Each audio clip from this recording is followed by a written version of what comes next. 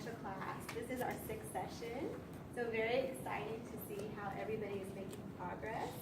We'll just review for the strategies for the other classes that have led up to strategy number 6. Strategy 1 and 2 were to do with budget. So how we did our budget, and number 2, being able to project our budget at the beginning of the month. And then at the end of the month, seeing what we actually spent for that month and seeing if our projections were correct.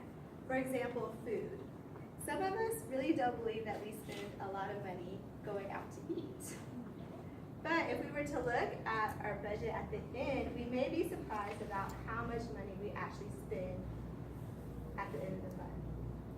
And being able to tell that is how we can cut down on our budget for food. Or if we want to cut down our budget in any other area. And then 3, 4, and 5 had to do with credit. 3 was understanding your credit score, so we were able to pull our credit report, get our score, and seeing if we had any deficiencies or if we owed any money. And then 4 was being able to look at those and seeing if we have different things that don't belong to us. Because believe it or not, some things on our credit score aren't actually ours. They're other people's, and we're being penalized for things that people have not paid along. Because there's a lot of Jennifer Nelsons in the city of Houston. I wouldn't think so, but because we always think we're the only people with that name, and we're very special because our parents gifted us with that name. But everything is in air. It could be in air. And then the 5th one was the snowball or the avalanche strategy to paying off debt. So you could do the snowball where you put the lowest first and then go to the highest to pay off debt, or the avalanche where you use interest rate. So you go from the highest interest rate to the lowest interest rate depending on how you want to pay your debt off if you have debt. So we're going to move on to strategy number 6, which is emotional spending. Emotional spending occurs when individuals spend money for the sole purpose of improving their mood. How many people have had a bad day at work and wanted to go to the mall and get something to make you feel extra special? But were those things within your budget? Probably not. So that's what emotional spending is about. It's about seeing what's in our budget, and when we emotionally spend, it takes us out of our planned budget. And it makes us sometimes go into debt about things that we really don't need, we don't want. Because there's a difference between a need and a want. If you need something, like we all need clothing, shelter, different needs. But a want is something different that we can control. So they can be very costly, spending extra money that we really don't need. And it actually makes us feel even worse after we spend it. How many people have gone to the mall, bought something, and then needed to take it back because you really think that you don't need it? Or you have to figure out how you're going to pay for it. And it makes you in a worse mood. And that's just a cycle that we need to be able to identify our emotions. So some things that we can do or think of is the instant gratification. A lot of times we shop on Amazon, 1 click to shop, right? If it takes more than 3 clicks, it really irritates me personally, but some people too. Because we've been in that instant gratification mode for so long. We type a Facebook message and it makes us happy. Different things, so we need to be able to see that. And then you try to escape, avoid pressures. If you just want to escape, you go shopping, go to the mall, do different stuff. I know it's shopping, but guys also shop. They shop for different things. Ladies maybe shop for clothes, guys shop for maybe more expensive things. So guys and ladies are all included in this. Guys just may not want to admit that they emotionally shop. And then sometimes you hide evidence of your shopping from people. If you have a spouse, you may hide your clothes in the car and wait till they go to work, and then you bring them into the house. Some people do this, and you buy stuff to make you feel new. If I just get this dress, I'm gonna feel completely different. And is it really gonna make you feel that different? It just makes you think in your mind. And then when you get home and you realize, no, I still feel the same. It just doesn't make you feel that different. We think it does, but it doesn't. And you spend your money when you're stressed out about money. When you look at your credit card statements, you may say, well, what difference does it make anyway? I'm gonna be in debt anyway, so I might as well just get what I want.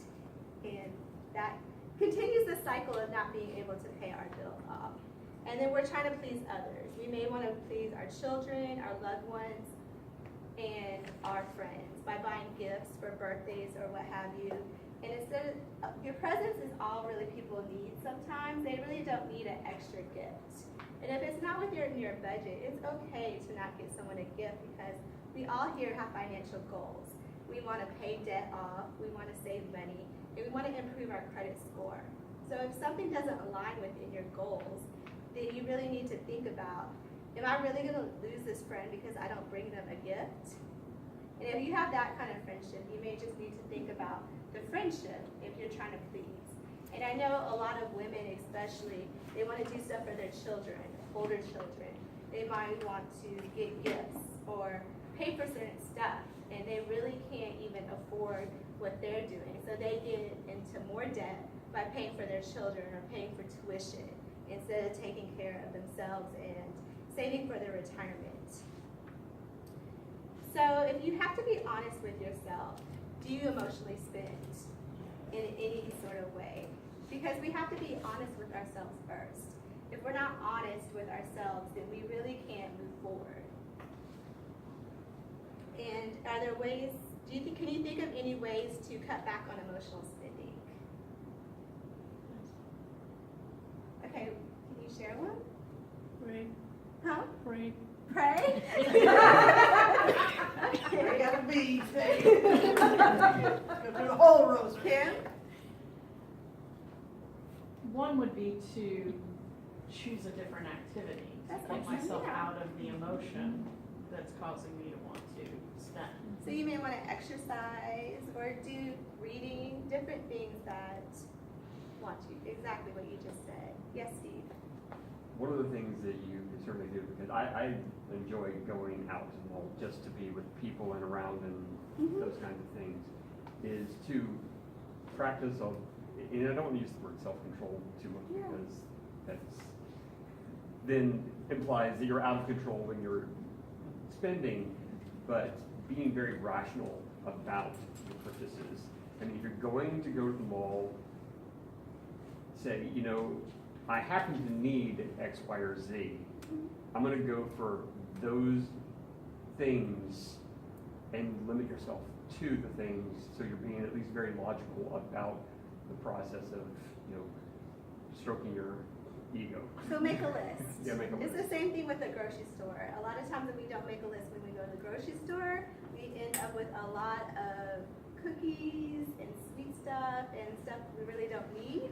And we may get to the register and realize we didn't get anything of substance or any protein. Huh? Are you sure we don't need cookies? I mean, you do, it's okay to treat yourself, but You make know. a limit too, so You that way become a you limit. make choices, Yeah. like, oh, I just passed that, I've got this in back. Exactly. For me personally, I have a favorite store in the Galleria, and I only allow myself 15 minutes in that store. And I tell the cash register, the cashier, She's buying like crazy. that my 15 minutes are up. I have to come back. Exactly. And I know also one thing I do sometimes, I haven't done it in a long time, but when you go to Target, you put stuff that you want in your cart, and you see if you really want them at the end of your shopping trip. Because a lot of times you put them in your cart, and then at the end, you may put them back, and you may think, do I really need this? Did this really change my life? Is it going to be a life-changing purchase? And if it's not, you may need to reconsider it. Also, get a support system or call somebody, a friend, that can help you. Accountability partner, Or something like that will ask, you'll say, hey, I'm having a rough day, let's talk. And sometimes just talking helps with the person that really understands you. And at the end of the conversation, you feel 100% better, and you haven't even spent any money. And you've developed that friendship even more. For example, my mom. I told her a couple of times when I was trying to pay off some credit card debt that I wanted to go on a trip to Hawaii.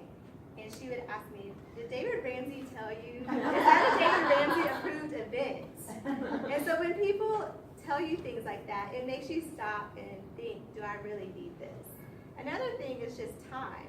Maybe leaving your credit cards at home or your money at home and then going shopping and seeing if you really need that purchase or what have you. Because sometimes it's so instant that credit card swipe. It's been proven that if you spend cash, you think about it more.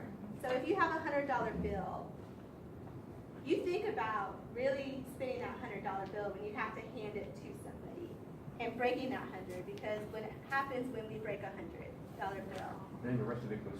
Yes, it's gone. Yes. So we really need to be more cautious, and maybe cash is what you need to be able to manage that, because a swipe there's no emotional connection to a swipe. Swipe, swipe, swipe, and then you look at your bank account and you really are a little sad. You're like, did I really do all that swiping today?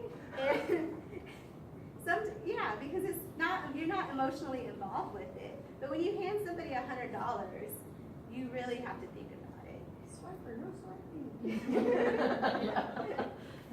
So we just have to be able to identify our emotion, and when we link our emotion to our behavior, it leads to change.